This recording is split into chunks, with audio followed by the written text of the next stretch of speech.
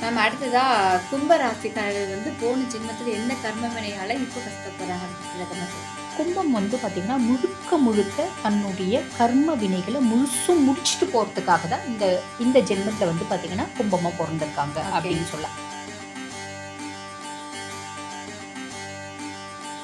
பொதுவாவே பார்த்தீங்கன்னா, நம்ம கும்பம் ஆண் ராசி, சனியினோட ராசி.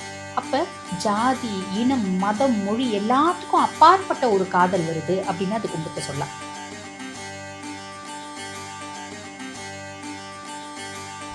இவங்க வந்து எந்த கோவிலுக்கு போயிட்டு வரதுனால கர்ம வினை கொஞ்சம் கம்மியாகும். பொதுவாவே கும்பத்துல பொறந்திருக்காங்க அப்படின்னாலே கும்பகோணத்துக்கு பக்கத்துல ஆதி கும்பேஸ்வரர் ஆலயம், மங்களாம்பிகை தாயார்.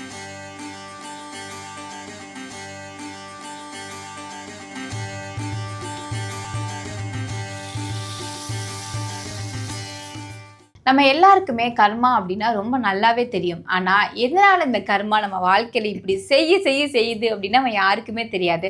ஒவ்வொருத்தருக்கும் ஒவ்வொரு விதமான கர்ம வினை செயல்பாடுகள் மூலமா அவங்க கஷ்டப்படுவாங்க. இந்த கர்மானா என்ன, எதனால அது நம்ம வாழ்க்கைக்குள்ள வந்துச்சு அப்படிங்கிறத பத்தி ரொம்ப டீட்டெயிலா சொல்றதுக்காக இன்னைக்கு நம்ம கூட டாக்டர் அஸ்ட்ராலஜர் தீபா அருளாளன் மேம் இணைந்திருக்காங்க. அவங்க கிட்ட நிறைய விஷயங்கள் கேட்டு தெரிஞ்சுக்கலாம் வாங்க. வணக்கம் மேம். வணக்கம். எப்படி இருக்கீங்க? நல்லா இருக்கேம்மா. நீங்க நல்லா இருக்கீங்க? நல்லா இருக்கேன் மேம். மேம் இன்னைக்கு நம்ம வந்து கர்ம வினை பத்தி பார்க்க போறோம்.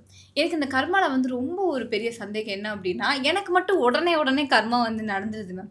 ஆனா நான் கண்கூட பார்க்குறேன் நிறைய பேர் எவ்வளோ பெரிய விஷயம்னாலும் அசால்ட்டா பண்ணிட்டு ஜாலியா சுத்துறாங்க. இப்போ வரைக்கும் இந்த கர்மா வந்து அஃபெக்ட் ஆகுதா அப்படின்னா ஆக மாட்டேங்குது. எனக்கே டவுட், கர்மாக்கு கண்ணு இருக்கா இல்லையா, இல்ல தூங்குதா அப்படின்ற மாதிரி நான் நிறைய தடவை யோசிச்சிருக்கேன். இந்த கர்மா அப்படிங்கிறது வந்து எதனால நம்ம வாழ்க்கைக்குள்ள வந்துச்சு, எதனால வந்து நடக்குது அப்படி ஒரு கேள்விக்கு ஒரு பதில் சொல்லிடுங்க. அது மட்டும் இல்லாம இந்த கர்மா எப்ப மேம் அவங்களுக்கு ஆக்டிவேட் ஆகும், அதை பத்தி எங்களுக்கு விளக்கமா சொல்லுங்க. கண்டிப்பாம்மா. பொதுவா இந்த கர்மிக் எஃபெக்ட்ஸ் அப்படிங்கிறத பார்த்தீங்கன்னா, கர்மா அப்படின்றது நல்ல கர்மாவும் உண்டு, கெட்ட கர்மாவும் உண்டு. ஆமா. இப்ப நீங்க மீன் பண்றது பார்த்தீங்கன்னா, கெட்ட கெட்ட கர்மா. கர்மா. நான் ஏதாவது கெட்ட செஞ்சதுன்னா உடனே எனக்கு ஆமா. பார்த்தீங்கன்னா பிரச்சனை வந்துடுது. ம். ஒரு சிலர் எவ்வளோ கெட்ட செஞ்சாலும் சந்தோஷமா இருக்காங்க அப்படின்னு தான் கேட்குறீங்க இல்லையா? யாராலையும் அப்படி சந்தோஷமா இருக்க முடியாதும்மா. நல்லவங்க கெட்டு போனதா சரித்திரமும் இல்லை, கெட்டவங்க நல்லா வாழ்ந்ததாகவும் சரித்திரம் இல்லை. காரணம் என்ன? இப்போ இதை நம்ம சொல்லும்போது ஆரம்பத்திலேயே சிலர் கமெண்ட் போடுவாங்க, கெட்டவங்க தான் நல்லா வாழறாங்க அப்படின்னு. சத்தியமா மேம். இல்லம்மா, அது உண்மை கிடையாது. ம். பொதுவா பார்த்தீங்கன்னா 3 விஷயம் வாழ்க்கையில தோத்து போனதா சரித்திரமே கிடையாது. அது என்ன அப்படின்னா, நம்ம நல்லவங்களா இருந்தா நம்மளுக்கு கெட்டது நடக்காதும்மா. கெட்டது நடக்கிற மாதிரி தோணும், ஆனா கண்டிப்பா நம்ம நல்லா இருப்போம். சரிங்களா? 2வது பார்த்தீங்கன்னா, நம்மளோட முயற்சியும் உழைப்பும் என்னைக்குமே தோத்து போகாது. 3வது நம்மளோட இறை வழிபாடு. இறை வழிபாடு தோத்து போனதாகவும் சரித்திரம் கிடையாது. அப்படி இருக்கும்போது நீங்க கேட்குற மாதிரி ரொம்ப தப்பானவங்க ஓஹோன்னு வாழறாங்களே அப்படின்ற எண்ணம் இருக்கும். ரொம்ப தப்பானவங்க எவ்வளோ ஓஹோன்னு வாழ்ந்தாலும் சனி எப்போ சரியில்லாமல் வரான், கோச்சார பிரகாரம் சனி பகவான் பாருங்க, 7 நாட்டு சனியாக வராரு, அஷ்டம சனியாக வராரு, அர்த்தாஷ்டம சனியாக வராருன்னு போது நீ என்ன தப்பு செஞ்ச, அந்த தப்புக்கு எல்லா அளவும் பார்த்தீங்கன்னா, நான் பஞ்ச வைக்காம அதுக்கான பனிஷ்மெண்ட்டை கொடுத்துருவேன்ப்பா. உன்னை எங்கே அடிச்சா வலிக்கும். பொதுவாக பார்த்தீங்கன்னா, நான் ஒரு தப்பு செஞ்சேன், என்ன பாடாப்படுத்துறதை விட என் குழந்தைங்க மேலே இம்பேக்ட் வருது அப்படின்னும் போது, அவங்களோட வாழ்க்கையில் ஒரு ப்ராப்ளம் வருது அப்படின் போது நான் ஒரே முட்டை நொந்து போயிடுவேனா? அப்ப உன்னை எங்க அடிச்சா வலிக்கும்னு சனிக்கு தெரியும். உன்னை அடிச்சா வலி ஜாஸ்தி வருமா, இல்ல உன்னை சார்ந்தவங்களை அடிச்சா வலி ஜாஸ்தி வருமா? ஒவ்வொருத்தவங்களுக்கும் ஒரு பார்த்தீங்கன்னா ஒரு வீக்னஸ் அப்படின்றது இருக்கு. கண்டிப்பா. ஒவ்வொருத்தவங்களுக்கு பார்த்தீங்கன்னா உங்களோட கேரக்டர் வீக்காக இருக்கலாம். ஒவ்வொருத்தவங்களுக்கு அவங்களோட குணாதிசயங்கள், எனக்கு ஆடம்பரமாக வாழணும், தப்பான வழியில் போகணும், சம்பாதிக்கணும், அந்த மாதிரி ஒரு வீக்னஸ் இருக்கலாம். ஒரு சிலருக்கு பார்த்தீங்கன்னா என் குழந்தை தான் என்னோட வீக்னஸ். அப்போ அந்த குழந்தைங்க அதான் சொல்லுவாங்க பார்த்தீங்களா, பொதுவாக பார்த்தீங்களா, மாதா பிதா செய்கிற தர்மமும் கர்மமும் மக்களுக்கு அப்படிம்பாங்க. அப்போ நீ நல்லா கூட வாழ்ந்துடலாம்ப்பா, உன் குழந்தைங்க உன் வம்சம் நல்லா வாழணும் இல்லையா? அப்போ நீ நினைக்கிறது தப்புமா. இங்க சனி எப்போ இந்த மாதிரி வரானோ அப்போ க்ளீனாக அதுக்கான பனிஷ்மெண்ட் கொடுப்பா. அதுக்கும் மேலே சுய ஜாதகத்தில் தசை நடக்குது பற்றியா, தசை நடக்கும்போது சனி தசை அப்படின்னு வரும். 19 ஆண்டு காலம் உன் சுய ஜாதகத்தில் சனி எக்ஸலண்ட்டாக இருந்தாலும் கர்மிக் எஃபெக்டான பாடத்தை கொடுத்துருவான். நல்லதும் கொடுப்பான், கெட்டதும் கொடுப்பான். சுய ஜாதகத்தில் இன்னும் சனி கெட்டு போயிருந்தா நீ என்னென்னலாம் நல்ல கர்மாக்களை விட்டுட்டு கெட்ட கர்மாக்கள் செஞ்சுருக்க, அந்த கெட்ட கர்மாக்களுக்கான பலனை முழுசும் பார்த்தீங்கன்னா கொடுத்துருவான். அதை நம்ம அனுபவிச்சு தான் ஆகணும். அதனால தான் நம்ம ஒவ்வொரு நாளும் நம்ம நிற்கும் போதும், நடக்கும் போதும், பேசும்போதும், ஒரு செயலை செய்யும் போதும் நமக்கு மேலே ஒருத்தவன் இருக்கான்ப்பா, நம்ம பார்த்தீங்கன்னா நம்ம ஹானஸ்ட்டாக இருக்கணும் அப்படின்ற எண்ணங்களோடு நம்ம வாழறோம் அப்படின்னாமா சின்ன சின்ன கஷ்டங்கள் வரும் தான்.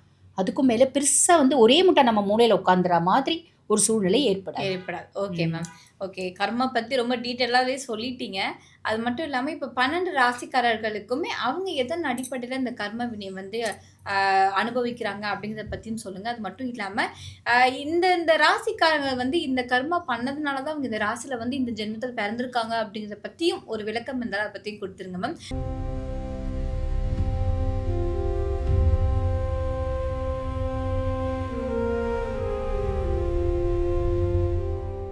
மேம் அடுத்ததா கும்ப ராசிக்காரர்கள் வந்து போன ஜென்மத்தில எந்த கர்ம வினையால இப்ப கஷ்டப்படுறாங்க? அத பத்தி விளக்கமா சொல்லுங்க. பொதுவா வந்து பார்த்தீங்கன்னா, பிரராப கர்மா அப்படிம்பாங்க.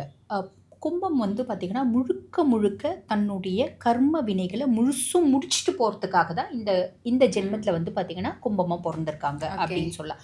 எந்த ஒரு பொறப்பா இருந்தாலும், மனுஷங்க கும்பத்தில பொறக்குறாங்க அப்படின்னால, என்னோடது எல்லாத்தையும் நெகட்டிவா நான் கிளென்ஸ் பண்ணிட்டு போறதுக்காக இந்த கும்பத்தில பொறந்திருக்கேன்ப்பா அப்படின்னு சொல்லலாம். பொதுவா இவங்களுக்கு வந்து ஒய்ஃப் அண்ட் வெல்த் கர்மா அப்படின்னு சொல்லுவாங்க. அப்படின்னா ம். என்னன்னா, பெரும்பாலான கும்பத்துக்கு வந்து பாருங்க 4ஆம் பாவம், 9ஆம் பாவம் அப்படின்றது சுக்கிரனோட வீடு. ஓகே. மனைவியை குறிக்கக்கூடிய பாவம். ஓகே. இவங்களுக்கு ஒரு காம்ப்ரமைஸான லைஃப் அப்படின்றது வரும். ரொம்ப விரும்பி கல்யாணம் பண்ணிக்கிறாங்க அப்படின்னாலே பொதுவாவே வந்து பார்த்தீங்கன்னா, நம்ம கும்பம் ஆண் ராசி, சனியினோட ராசி. அப்ப ஜாதி, இனம், மதம், மொழி எல்லாத்துக்கும் அப்பாற்பட்ட ஒரு காதல் வருது அப்படின்னா அது கும்பத்த சொல்லலாம். நல்ல வந்து பார்த்தீங்கன்னா, ஒரு பிராமின் பொண்ணா இருக்கும். வெள்ளைக்கார பையன கல்யாணம் பண்ணிக்கும். ம். நல்ல ஒரு ஆச்சாரமான குடும்பத்து பையனா இருப்பான்.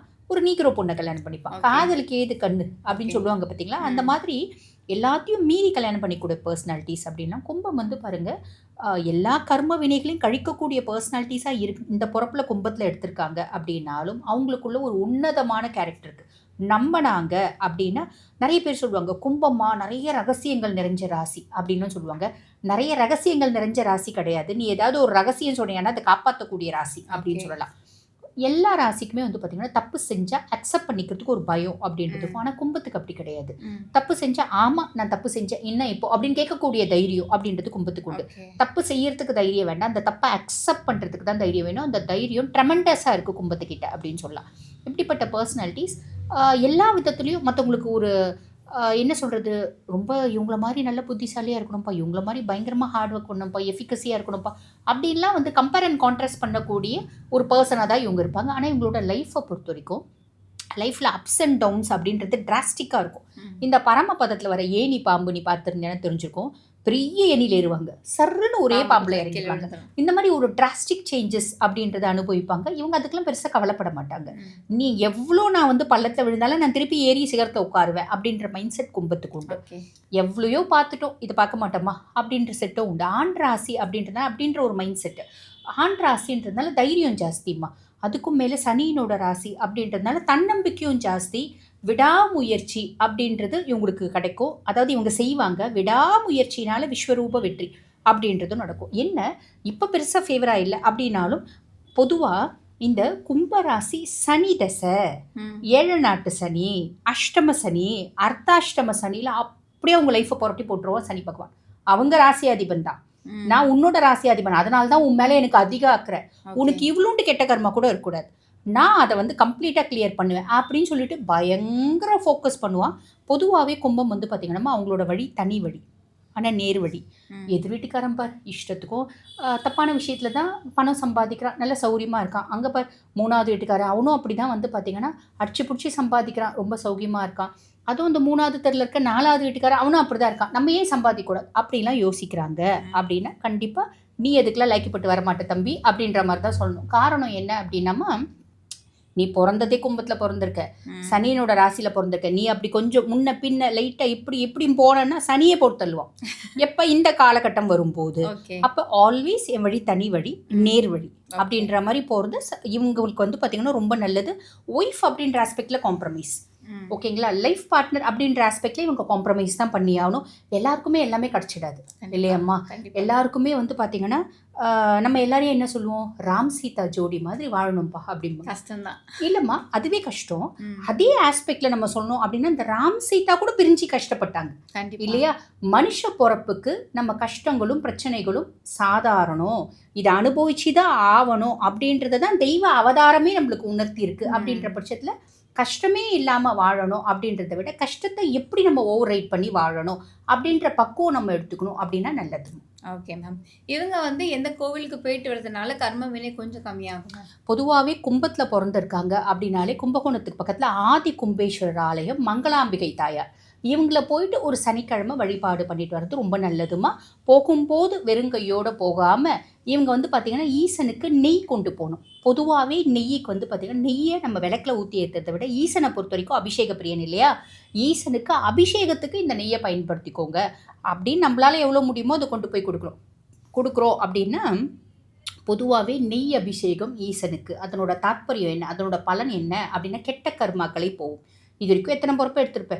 அத்தன பொறுப்புலயும் எத்தன கெட்டது செஞ்சிருப்ப? அதுலேருந்து வெளிய வரதுக்கான ஒரு உன்னதமான பரிகாரம்மா. Okay, okay.